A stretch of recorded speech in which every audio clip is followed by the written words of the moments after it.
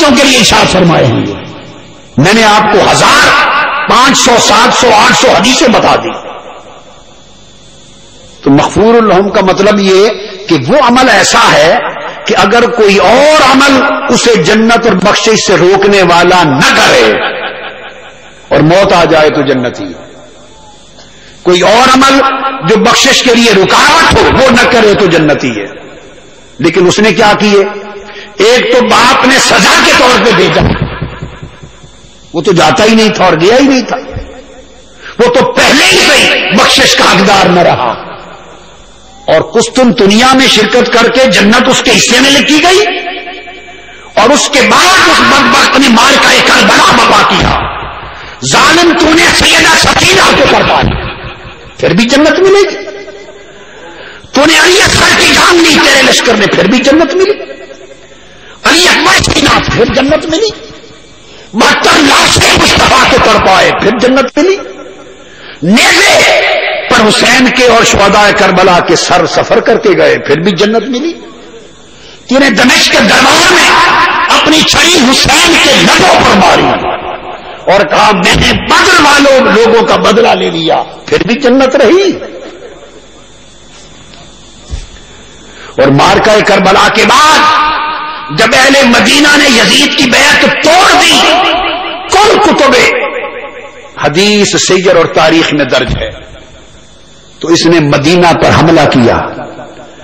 10,000 اہل مدینہ شہید کرائے 700 جلیل القدر صحابی شہید کرائے.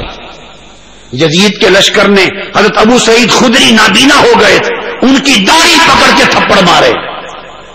مسجد نبوی میں اذان معطل کر دی، اقامت معطل کر دی، نماز معطل کر دی. 3 دن مصطفیٰ کے مزار پر اذان نہیں ہوئی، مسجد نبوی میں اذان نہیں ہوئی. اور ہر کتاب میں البدایہ والنہایہ میں، تاریخ طبری میں، تاریخ الخلفاء میں، ابن اسیر میں، تاریخ خلدون میں، تاریخ ذہبی میں، ہر سیرت کی اور تاریخ کی کتاب میں درج ہے. لشکر بھیجتے ہوئے یزید نے کہا میں تم پر مدینہ شہر 3 دن کے لیے حلال کرتا ہوں، جو چاہو کرنا. پھر بھی جنت رہی. کون سی جنت ہے تمہاری بدبختو؟ کون سی جنت ہے؟ مذاق ہے. اگر تو جنت مصطفیٰ کی ہے اور بانٹنے والے اس کے حسن اور حسین ہیں اور فاطمۃ الزہرا ہے، پھر اس جنت کی بات کرتے ہو. جس نے 3 دن روضہ رسول پر خچر باندھے، یزید کی فوج نے اونٹ باندھے، 3 دن حضور کی مسجد نبوی میں اذان نہ ہوئی.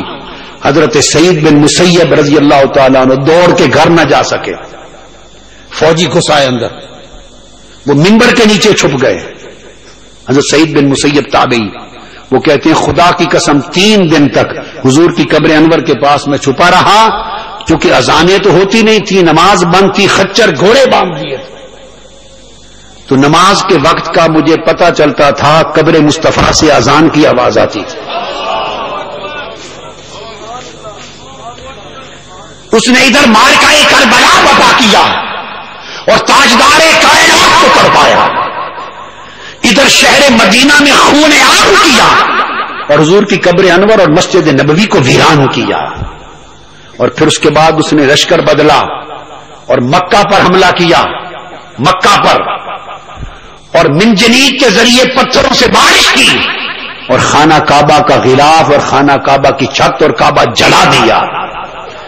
ادھر کعبہ جل رہا تھا، ادھر یزید مسلسل اپنے احکام بھیج رہا تھا. تو احراق کعبہ کے دوران اسے کولنج کا درد ہوا، 3 دن تڑپا اور واصل جہنم ہو گیا. کعبہ جلانے کے عمل کے دوران مر گیا. اس کو تو توبہ بھی نصیب نہیں ہوگی، کرتا بھی تو قبول نہ تھا. یہ اس کے کارنامے ہیں، یہ اس کے کارنامے ہیں. بیعت ظلم و جبر سے ہوئی، مارکہ کربلا برپا ہوا، مدینہ برباد کیا اس نے، کعبہ جلایا، اس حال میں مر گیا. وہ یزید اور اس کا ساری نسل صرف ایک سیدہ زینب کے سامنے منہ نہیں کر سکتی. سید نے کربلا میں